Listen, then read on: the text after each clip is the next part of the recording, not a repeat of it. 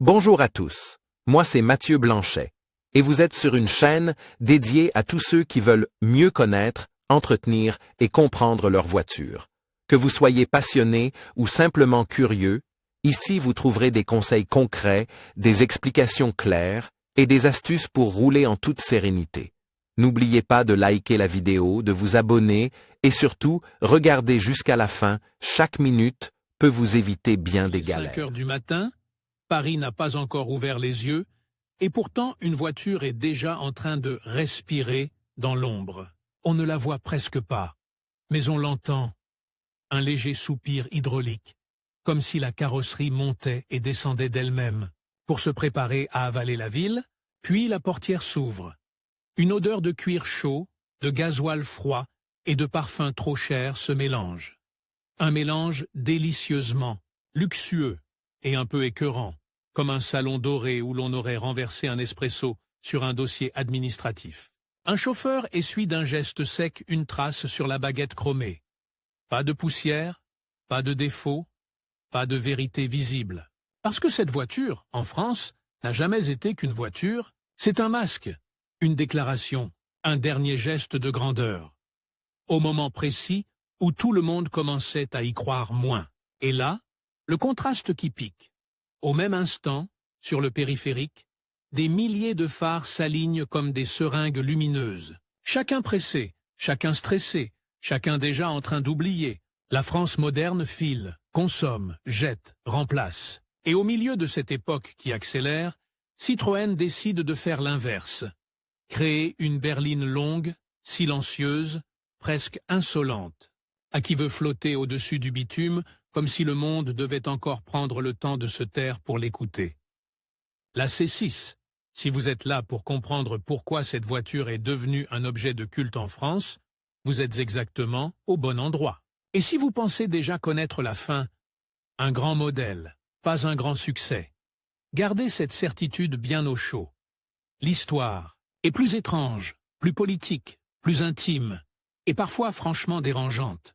Parce qu'avant d'être un modèle, la C6 est née d'un manque, un vide dans une vitrine, une humiliation douce. À la fin des années 90 et au début des années 2000, le paysage automobile européen se durcit.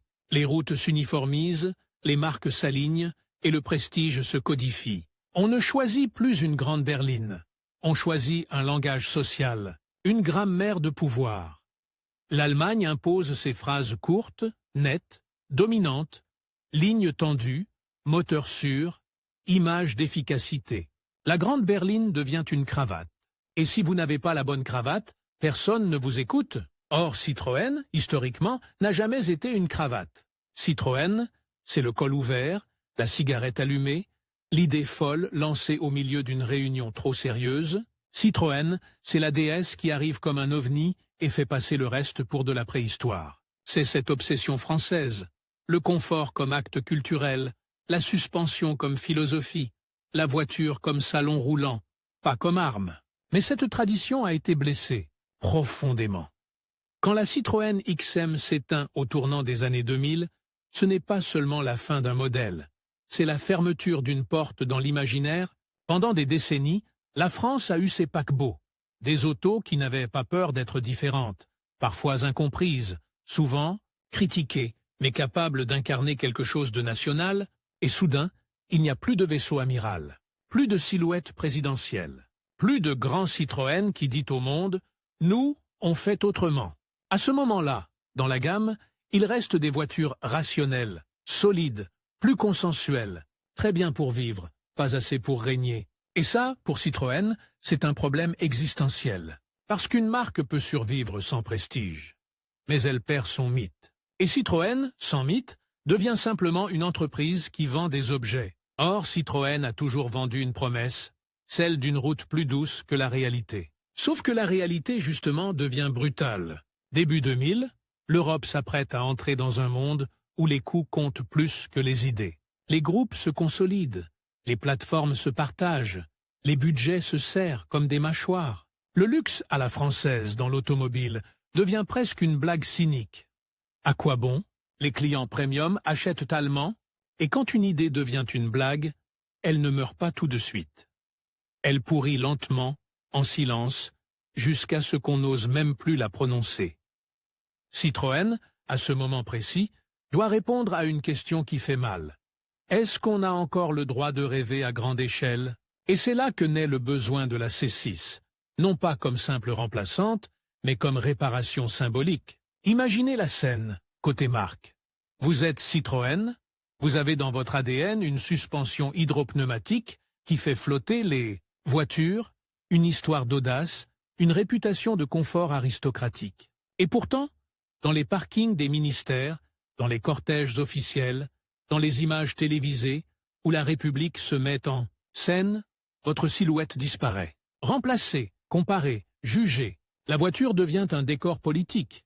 Et dans ce décor, l'absence est visible. En France, la voiture n'est pas neutre. Elle raconte qui conduit qui, elle dit qui attend, qui décide. Elle dit si l'État se veut moderne, populaire, distant, grandiose, ou presque honteux de sa propre mise en scène. Or, la France adore se contredire. Elle se moque du prestige tout en le mettant en vitrine. Elle critique les signes de pouvoir tout en les collectionnant. Elle veut un président normal, mais filmé dans une voiture qui donne l'impression qu'il traverse l'histoire. Pas un embouteillage. Le besoin d'une grande Citroën, c'est donc aussi une question d'image nationale, d'orgueil discret, de théâtre. Mais il y a un autre besoin, plus intime, plus technique, presque sensuel. Citroën devait prouver que le confort pouvait encore être une obsession moderne. Car le confort, au début des années 2000, n'est plus une priorité. On parle de tenue de route, de performance, de sportivité, de dynamisme. Les suspensions se durcissent, les sièges se raffermissent, les voitures deviennent plus précises. Comprenez? Elles vous rappellent la route à chaque micro-aspérité, comme si souffrir un peu était devenu une preuve de qualité. Citroën, elle, a cette idée presque provocante. Une voiture doit filtrer le monde, vous protéger, vous faire oublier l'agressivité du bitume, la violence des jours, la fatigue des semaines. Une Citroën, dans le meilleur des cas, doit vous donner l'impression que la ville a soudain baissé le volume. Sauf que défendre cette vision coûte cher. Et ce coût, à l'époque, n'est pas seulement financier. C'est un coût culturel. Parce qu'il faut avoir un certain courage pour annoncer au marché. Nous allons faire une grande berline de prestige française. Quand tout le marché est en train de vous répondre « Mais pourquoi ?» C'est là que la tension commence à monter. D'un côté, la marque ressent la nécessité presque viscérale de recréer un sommet, une voiture drapeau, une auto capable de porter à elle seule une partie de l'identité Citroën, comme un manteau long sur les épaules d'un acteur qui refuse de quitter la scène. De l'autre, le monde change. Les clients haut de gamme se méfient, la concurrence a verrouillé les codes, et l'industrie réclame des chiffres, pas des poèmes. On exige des plateformes partagées, des moteurs existants, des décisions raisonnables. Le mot « raisonnable » devient un couperet. Alors Citroën cherche un angle. Comment faire une voiture de prestige sans tomber dans la caricature? Comment rester Citroën sans se faire écraser par les règles du jeu? Et là intervient une troisième nécessité, plus sournoise. La marque doit aussi reconquérir le droit d'être étrange, car ce qui rend Citroën culte en France, ce n'est pas seulement le confort, c'est la bizarrerie assumée, les solutions inattendues, les détails qui font sourire ou grincer des dents, les choix qui divisent. Une Citroën culte n'est pas universellement aimée, elle est discutée, critiquée, parfois ridiculisée. Puis, des années plus tard, elle est défendue avec une ferveur presque religieuse par ceux qui ont compris. La C6 devait donc être suffisamment inadmissible pour être mémorable, suffisamment différente pour ne pas être confondue, mais assez crédible pour être achetée, utilisée, montrée. Et c'est là que le dilemme devient presque tragique. Si Citroën fait trop sage, elle perd son âme. Si elle fait trop audacieuse, elle se condamne commercialement. Cette contradiction, la France la connaît par cœur. Elle l'a dans sa politique, dans sa culture, dans sa manière de se raconter. La C6 naît exactement dans cette fissure. À ce stade, il faut imaginer l'époque comme une pièce de théâtre avec une horloge visible au fond de la scène. Chaque tic-tac, c'est un compromis qui se rapproche. Citroën a déjà, quelque part, une idée fantôme. Une grande berline dont la ligne ne ressemblerait pas aux allemandes. Une voiture, au regard lourd, presque mélancolique, avec une arrière-train volontairement atypique, une silhouette qui évoque le service de l'État, les longues avenues, les vitres sombres, les nuits de pluie sur les pavés, une auto qui n'essaie pas d'être sportive. Elle veut être souveraine. Et c'est ici que l'histoire devient piquante. Ce besoin d'une souveraineté automobile arrive au moment même où la souveraineté industrielle européenne commence à se diluer. On partage des organes, on rationalise, on calcule, on demande à une marque de faire rêver, avec des tableurs. Résultat, le projet d'une grande Citroën ne peut pas être un simple caprice de designer. Il doit répondre à des forces multiples, parfois contradictoires. Remplacer un vide symbolique laissé par l'arrêt du grand haut de gamme Citroën. Wikipédia +1. Réaffirmer une tradition de confort et d'innovation, en particulier autour de la suspension hydropneumatique modernisée. Wikipédia +2 Citroën.org. UK +2. Recréer une présence institutionnelle dans l'imaginaire français, jusque dans les usages officiels. Wikipédia +1. Et tenter l'impossible. Donner au marché une voiture qui ne parle pas allemand, sans se faire punir pour son accent. Mais attention, à ce moment-là, personne ne parle encore de C6 avec certitude dans la rue. Le public ne demande pas la voiture. Le public ne sait même pas qu'il en a besoin. Ce besoin est d'abord interne, presque secret. Comme une obsession qui grandit derrière les murs d'un bureau, dans des réunions où l'on feint de parler de stratégie, alors qu'en Citroën. Réalité, on parle de fierté. Et puis il y a le détail qui, en France, change tout. La mémoire. La France est le pays qui se moque de ses vieilles gloires, tout en les idolâtrant. Elle critique la déesse avec humour, puis elle la transforme en icône. Elle se plaint des Citroën bizarres, puis elle pleure quand elles disparaissent. Elle aime l'idée de la voiture de l'État, mais elle adore encore plus la contester. La future C6 va naître dans ce paradoxe. Elle sera conçue pour être une vitrine, et elle deviendra un symbole parce qu'elle sera, d'une certaine manière, un refus du monde tel qu'il s'impose. On pourrait dire, c'est juste une berline? Sauf que non. Ce n'est pas juste une berline, quand elle arrive au moment où les berlines meurent lentement sous la poussée des nouveaux goûts. Ce n'est pas juste une voiture quand elle tente de redonner une silhouette à une idée de la France. Élégante, confortable, un peu hautaine, un peu fragile, et pourtant déterminée à ne pas se laisser absorber. Et plus le temps passe, plus ce besoin devient urgent. Parce que chaque année, sans vaisseau amiral, renforce l'idée que Citroën a renoncé. Et renoncer, pour Citroën, c'est pire que se tromper. Alors la marque va faire ce que font les artistes quand ils sentent la fin approcher. Elle va préparer un dernier grand geste.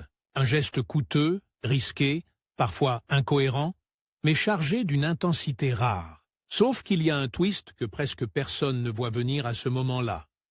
Cette voiture, pensée pour représenter une certaine idée, du prestige, va devoir naître dans une usine de compromis. Et c'est précisément ce mélange, rêve contre tableur, poésie contre norme, qui va donner à la C6 son goût si particulier. Ce goût que certains trouvent sublime, et que d'autres trouvent franchement répugnant, comme un grand parfum porté par quelqu'un qui a du sang sur les manches, car derrière le besoin de prestige, il y a une peur, celle d'être ridicule, et derrière la peur d'être ridicule, il y a une panique, celle d'être oublié.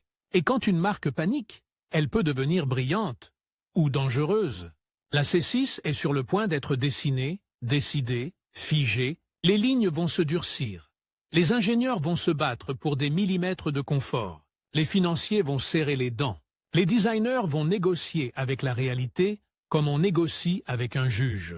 On pourrait croire que, quand une marque a besoin d'un vaisseau amiral, il suffit de dessiner une belle silhouette, d'y coller un moteur noble, un cuir plus épais, un emblème plus brillant, et d'ouvrir le carnet de commandes. La vérité est plus sale, plus lente, plus violente. Parce qu'entre le besoin d'une grande Citroën et la naissance de la C6, il y a eu un couloir de plusieurs années où tout le monde a tiré la voiture par un bras différent. Les stylistes tiraient vers le rêve. Les ingénieurs tiraient vers le silence et la douceur. Les financiers tiraient vers la réalité, c'est-à-dire vers le mur. Et au milieu, il y avait cette question, toujours la même, comme une aiguille dans la langue. Est-ce qu'on ose encore faire une voiture qui ne ressemble pas aux autres? L'histoire commence avec un fantôme élégant, apparu avant même que le public ne comprenne qu'il manquait quelque chose. Un concept. Car présenté à la fin des années 90, une promesse sculptée sous les projecteurs, un regard vers demain qui avait l'air d'un retour vers l'âme Citroën, on l'a vu briller, on l'a photographié, on a souri, on a dit « Ah, ça, c'est Citroën ». Puis le concept est reparti dans l'ombre, comme un acteur qu'on applaudit mais qu'on ne signe pas. Dans les couloirs, cependant, le concept n'était pas un jouet, c'était une arme. Une preuve qu'on pouvait encore créer une grande silhouette française sans s'excuser. Une preuve que la marque n'était pas morte. Et cette preuve est devenue un piège. Une fois qu'on a montré au monde qu'on pouvait, il faut assumer qu'on fera. Sauf que faire, dans l'industrie, c'est renoncer à 30% du rêve dès la première réunion. On imagine mal la brutalité d'un comité produit quand il s'agit d'une voiture haut de gamme. Un haut de gamme, ce n'est pas seulement un budget. C'est une accumulation de détails qui coûtent chacun une petite fortune, une somme de petites folies. Et ces folies, l'époque ne les aime pas. L'époque veut des architectures partagées, des plateformes communes, des composants déjà amortis.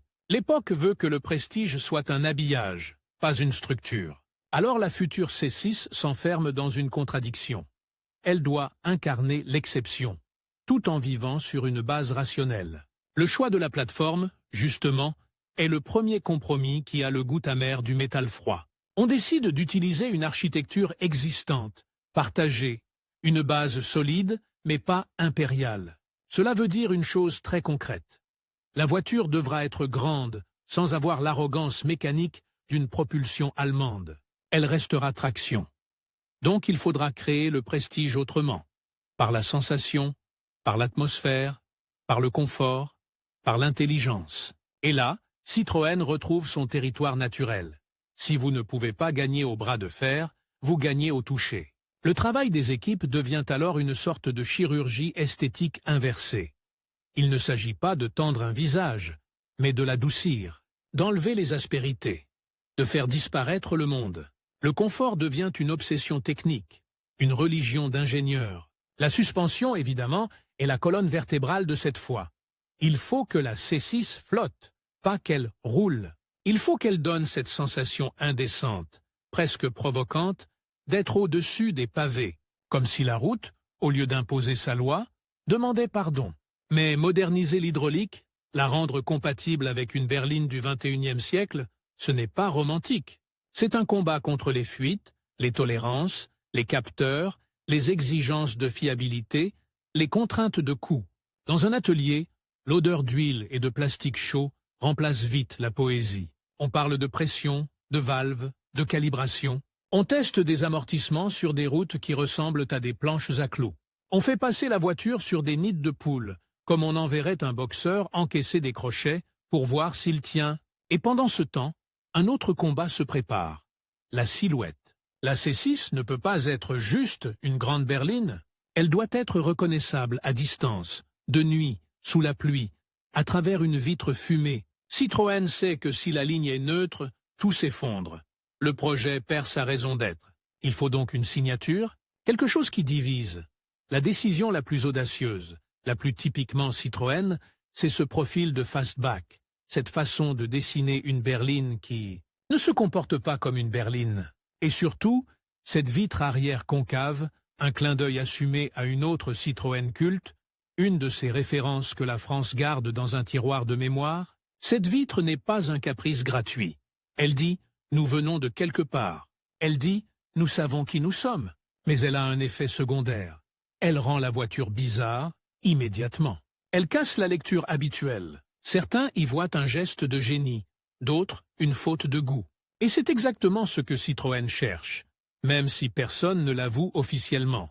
Une voiture qui ne laisse pas indifférent, est une voiture qui survit dans les têtes. Dans les studios de design, l'histoire se joue comme une partie d'échecs dans une pièce trop blanche. Les designers poussent des lignes, reculent des volumes, réévaluent l'équilibre entre élégance et étrangeté. Le capot doit être long sans paraître lourd. Le regard doit être sérieux sans être agressif. L'arrière doit être différent sans être grotesque. chaque millimètre devient politique. Et pendant que les lignes se figent, le temps, lui, se venge. Parce que la C6, telle qu'on la connaîtra, arrive plus tard que prévu. Et ce retard n'est pas une anecdote. C'est une blessure structurelle. Plus le projet glisse, plus les standards évoluent, plus les concurrents avancent, plus le budget se justifie difficilement. Un modèle haut de gamme ne souffre pas le vieillissement, il doit apparaître comme un événement, pas comme un rattrapage. Alors, en interne, on serre les dents. On rationalise encore. On arbitre, on sacrifie certaines idées. Il y a notamment une image qui hante les premiers rêves. Des portes arrière à ouverture antagoniste, des portes suicides, comme une référence aristocratique, un accès cérémoniel. Sur un concept, c'est sublime. La voiture s'ouvre comme un salon. Sur une voiture de série, c'est l'enfer.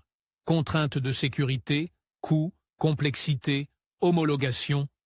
Le rêve se fait scalper. On garde l'esprit, on perd le geste. Et c'est à ce moment-là que la C6 commence à prendre sa forme définitive. Pas un délire total, mais un compromis intelligent, un luxe d'ingénierie et de détails, enveloppé dans une carrosserie qui refuse de se fondre. Citroën comprend que, si la voiture doit être traction et raisonnable sous la peau, alors elle doit être irréprochable dans l'expérience. Donc on ajoute de la technologie qui n'est pas là pour faire joli, mais pour transformer la sensation de conduite en atmosphère. Un affichage tête haute, par exemple.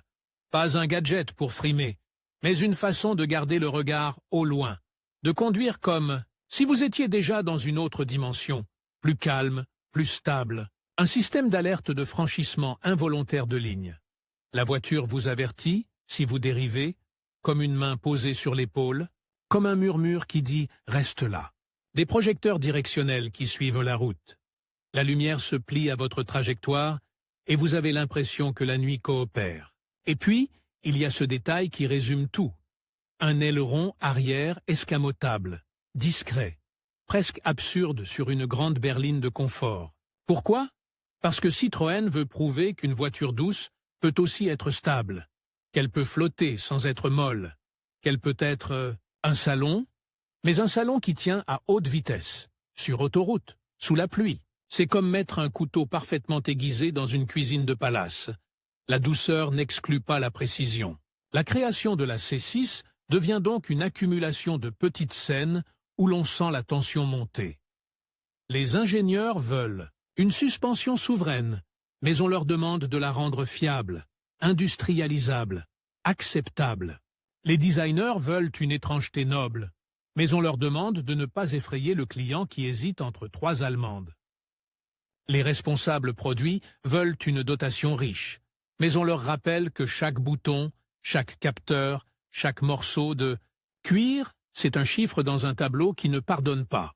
Et pourtant, malgré ces coups de ciseaux, la voiture garde quelque chose d'intransigeant.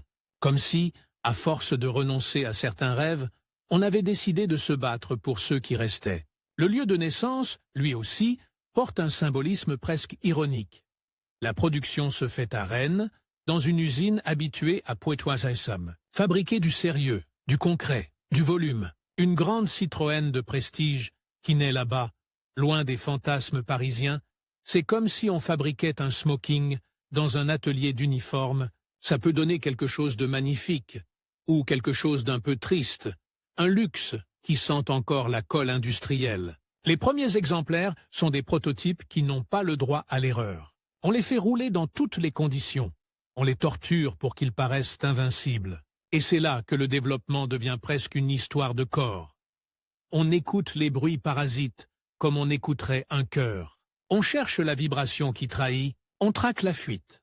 On chasse le petit claquement qui, sur une voiture normale, serait acceptable, mais qui, sur un haut de gamme, devient un scandale intime. Parce qu'un haut de gamme, ce n'est pas une liste de caractéristiques, c'est une promesse d'absence. Absence de bruit, absence de stress, absence de brutalité. Et fabriquer une absence, c'est plus difficile que fabriquer une présence. Pendant ces années, la C6 prend aussi une autre dimension. Elle devient un test de foi interne. Qui croit encore à l'audace Citroën?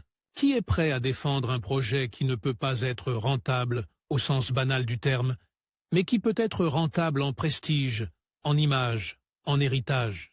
Et dans ce genre de combat, il y a toujours un moment où la voiture cesse d'être un produit et devient une cause. Ce moment se produit quand on comprend que la C6 ne sera jamais pour tout le monde. Elle ne peut pas l'être. Donc il faut l'assumer. On ne cherche pas le volume, on cherche la trace. C'est là, justement, que le twist le plus cruel s'installe.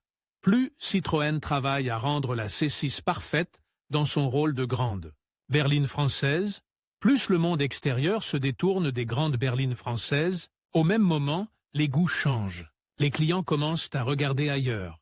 Des silhouettes plus hautes, des véhicules plus polyvalents, des images plus modernes, la voiture salon, la berline longue, l'élégance basse et majestueuse. Tout ça commence à paraître, pour certains, comme un luxe d'un autre temps. Donc Citroën se retrouve à construire un paquebot pendant que le monde achète des bateaux plus petits. Et bientôt des véhicules qui n'ont même plus l'air de bateaux. Et pourtant, la marque continue, avec une obstination presque romantique, presque suicidaire.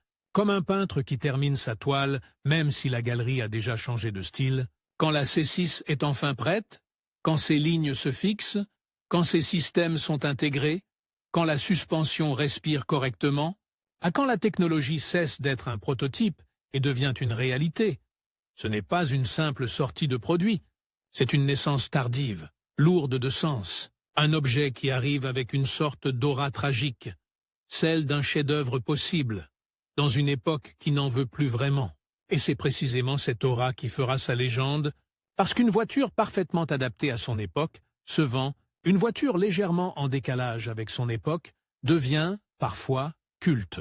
La C6, dans son développement, n'a pas seulement été créée, elle a été résistée, défendue, amputée, réinventée, puis enfin libérée. Elle porte dans ses soudures l'histoire de ces luttes invisibles.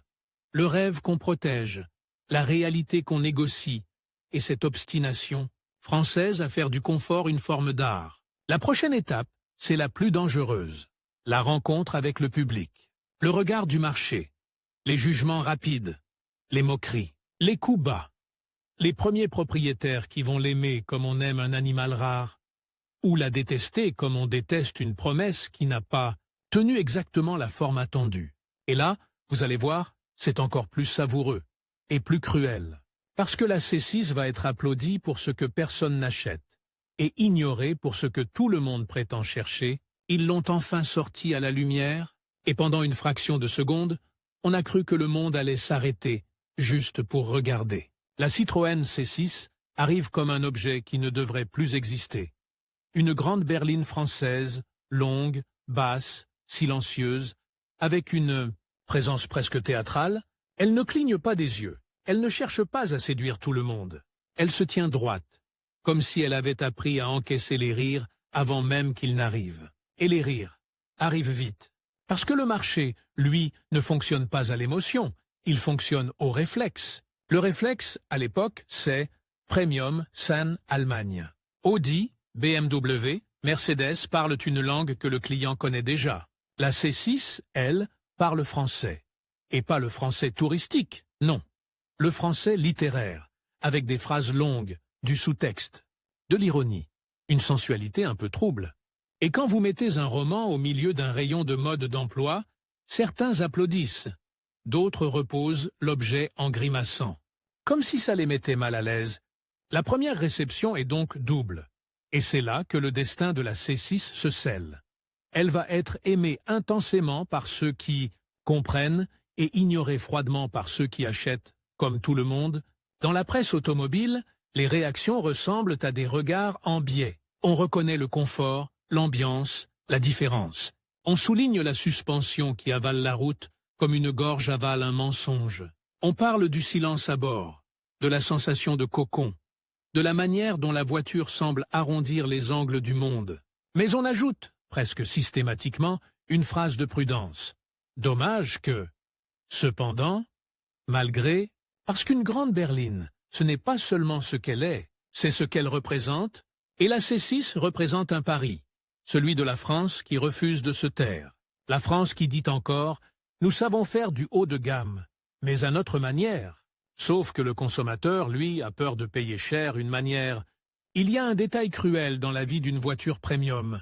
Au-delà d'un certain prix, le client achète une assurance sociale. Il veut être sûr que personne ne va lever un sourcil. Il veut la validation automatique. Il veut, en somme, acheter l'absence de doute.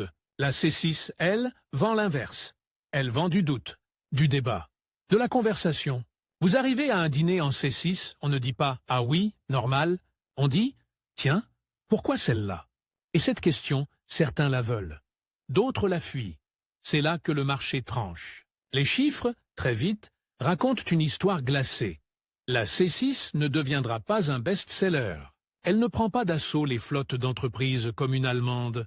Elle ne devient pas le choix évident de ceux qui veulent réussir sans être commentés. Elle reste une exception. Et pourtant, et c'est là que l'histoire devient délicieusement contradictoire, c'est précisément cette exception qui va fabriquer son aura. Car la C6 trouve un public, mais un public particulier. Des gens qui ne veulent pas juste une voiture, ils veulent une atmosphère. Des conducteurs qui ont peut-être été humiliés un jour par la rudesse d'une suspension trop ferme, ou par la sensation d'être enfermés dans une machine faite pour impressionner au lieu de protéger. Des gens qui veulent se sentir en sécurité dans le sens le plus charnel du terme. Sécurité de dos, de nuque, de silence, de respiration. Et puis, il y a l'autre public, celui qui ne se déclare pas toujours comme client, mais comme usage, l'État.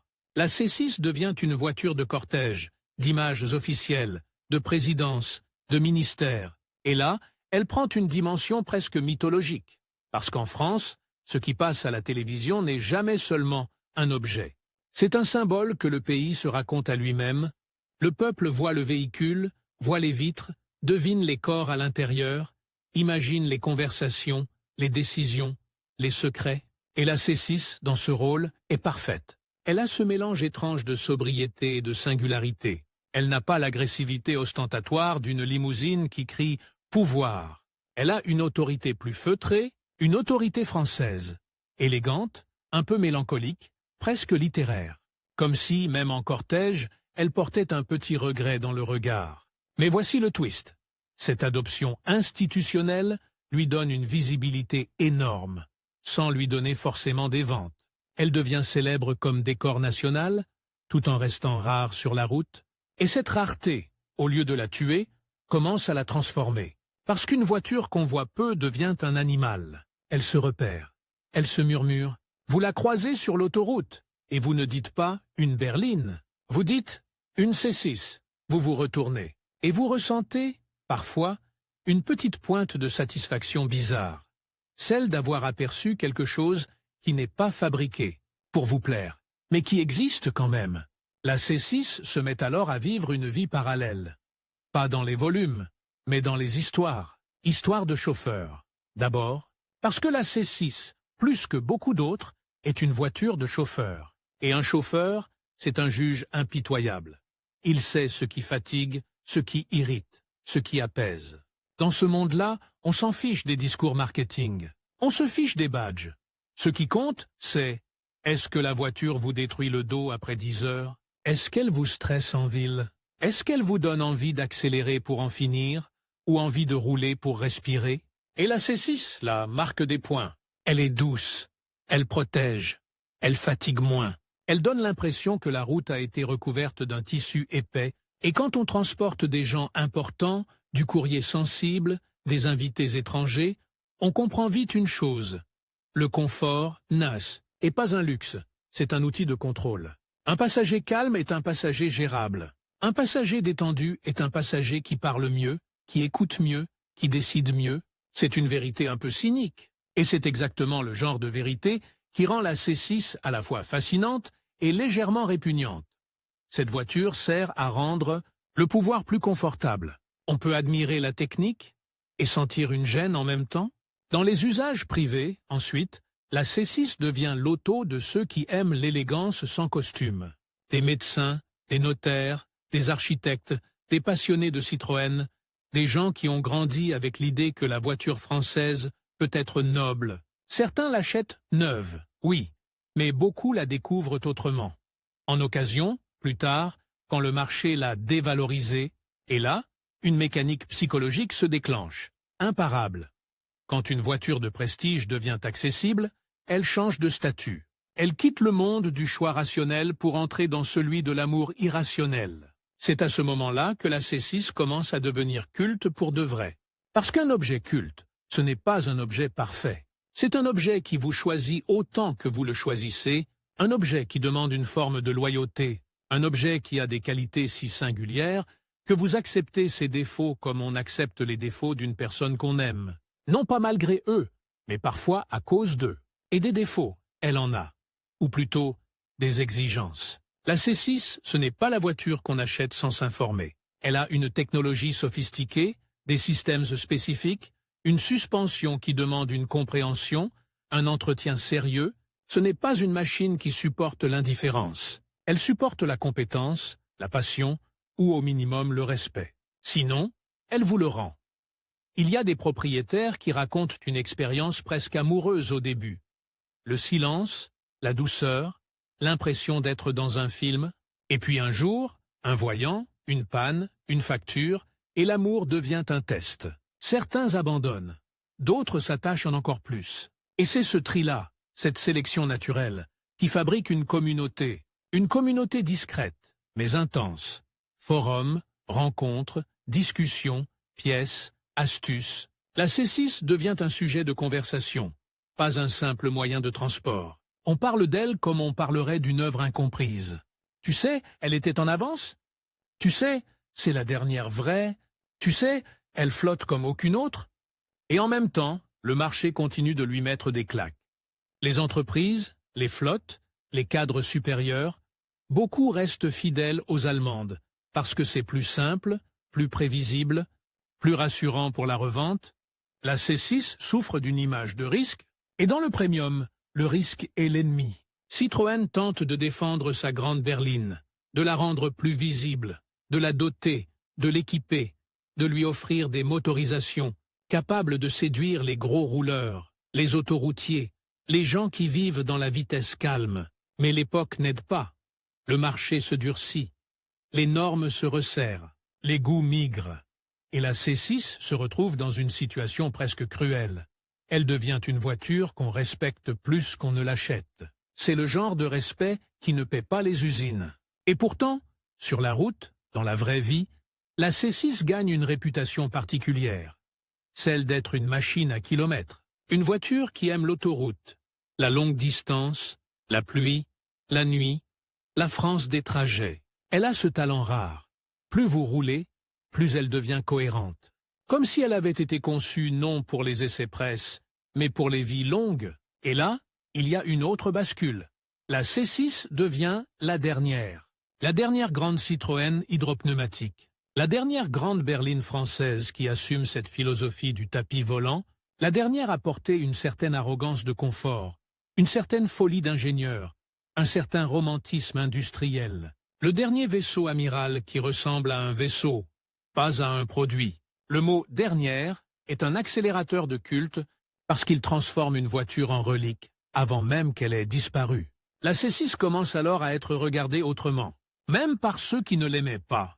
Quand on comprend qu'un objet est en train de quitter le monde, il prend soudain de la valeur émotionnelle. On se surprend à le défendre, à le regretter, à le réévaluer. Et ce processus, en France, est presque un sport national. On méprise d'abord, on idolâtre ensuite. Il suffit de voir comment certaines voitures françaises, longtemps moquées, sont devenues des icônes. La C6 suit ce chemin, mais avec une particularité. Sa célébrité est plus silencieuse, plus adulte, plus liée à l'idée de l'État, du confort, du grand style. Elle n'est pas une voiture de nostalgie adolescente, elle est une voiture de nostalgie institutionnelle. Une nostalgie de France grande, mais pas agressive. Une nostalgie d'une République qui roule dans une Citroën différente, comme si elle voulait dire au monde « Nous avons encore une façon à nous ». Et voici le twist le plus délicieux. Plus la C6 s'efface du marché, plus elle devient visible dans l'imaginaire. Parce qu'elle devient rare, parce qu'on la remarque, parce qu'elle ressemble à une idée. Dans les années qui suivent, la C6 vit aussi une transformation de statut par le prix de l'occasion, des gens qui n'auraient jamais osé l'acheter neuve, trop chère, trop spéciale, trop risquée, se mettent à la considérer, et quand ils montent dedans, il se passe quelque chose, une sensation physique, immédiate. Le corps comprend avant la tête, le siège vous prend, le silence vous enveloppe. La suspension efface la chaussée, et tout à coup, le conducteur se dit « Mais pourquoi on a arrêté de faire ça ?» Ce pourquoi est dangereux parce qu'il ouvre la porte au regret, à la colère douce, à l'idée qu'on a perdu quelque chose, qu'on a sacrifié du confort et de la singularité sur l'autel de la rentabilité et du code social. Et c'est là que la C6 devient célèbre. Pas parce qu'elle a dominé le marché, mais parce qu'elle incarne la question que le marché refuse d'entendre. Dans certains films, dans certaines images, dans certains cortèges, dans certaines rues, où elle glisse comme une ombre, elle devient presque un symbole de secret. Une voiture de décision, de rendez-vous, de retour tardif. Une voiture qui ne fait pas de bruit. Donc une voiture qui n'avoue rien, et ce caractère, encore une fois, est à la fois fascinant et un peu écœurant. On l'aime parce qu'elle est belle et confortable. Mais on sent qu'elle a transporté des choses qu'on ne veut pas savoir. Comme un costume parfait qui aurait servi à mentir. La période de vente, elle, se ferme sans explosion. Pas de scandale spectaculaire, pas de fin hollywoodienne. Juste une disparition progressive, presque élégante, comme quelqu'un qui quitte une salle avant la fin parce qu'il a compris que le public voulait autre chose. La C6 s'éteint, et tout le monde fait semblant de ne pas être surpris. Mais ceux qui aiment vraiment Citroën, eux, ressentent une coupure. Quelque chose s'est terminé, pas seulement un modèle, une manière de penser, et c'est là que la C6 devient légendaire, précisément parce qu'elle n'a pas gagné. Dans un monde où tout se mesure en volume, en part de marché, en chiffres, elle prouve qu'il existe un autre type de victoire. La trace. Une trace dans la mémoire française. Dans la manière dont on parle des grandes Citroën, dans la nostalgie du confort absolu, dans la silhouette d'un cortège qui traverse Paris, dans la sensation d'avoir été, un jour, assis dans quelque chose qui ne vous demandait pas d'être performant, mais simplement d'exister. Elle devient la voiture dont on dit « elle n'était pas pour tout le monde ».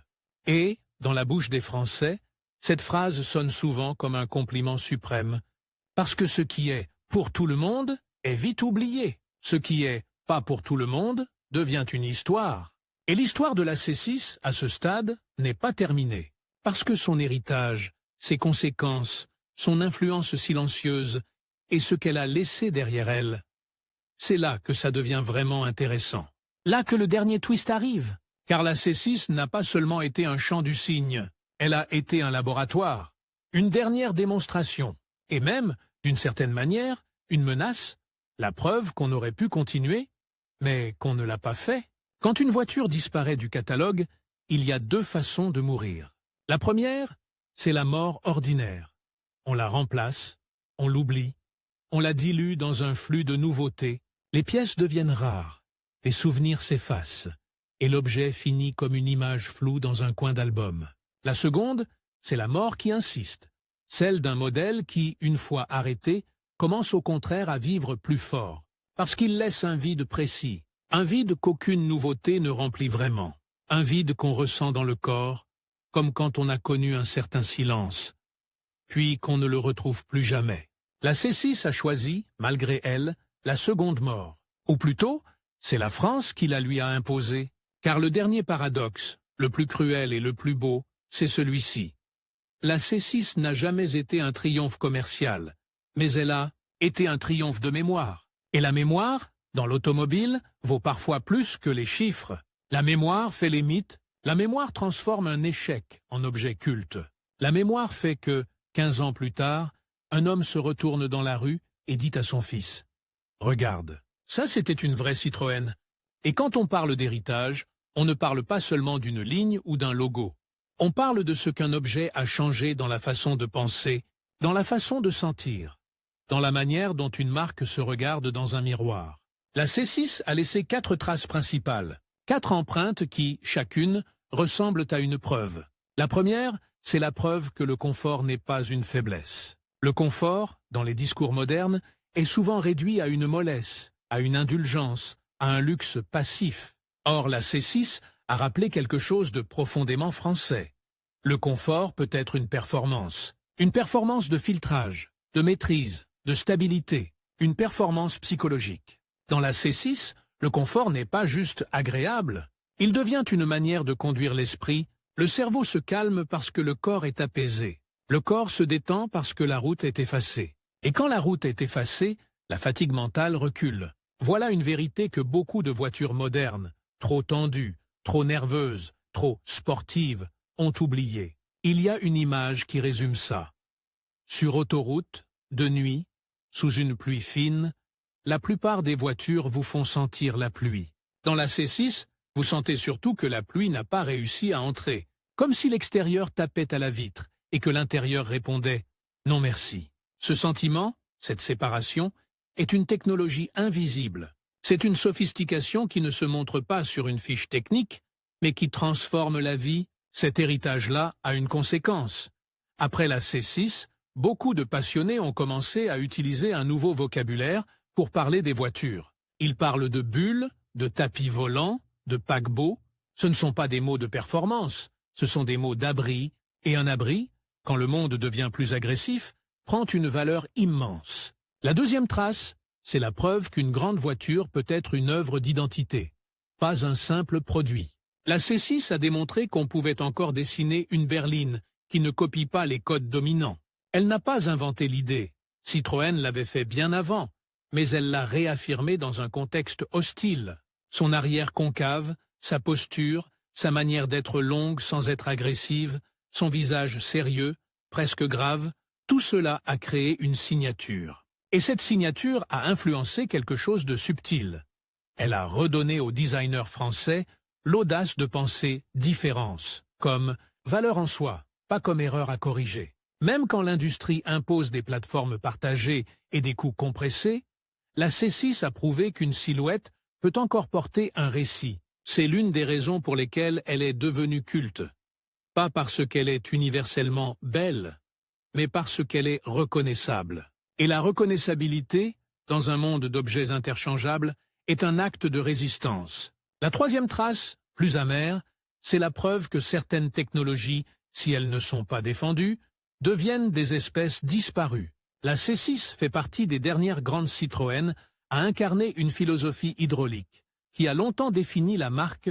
Cette philosophie, ce n'était pas seulement un système technique, c'était une façon de dire « nous ne faisons pas comme les autres », parce que notre priorité n'est pas la même.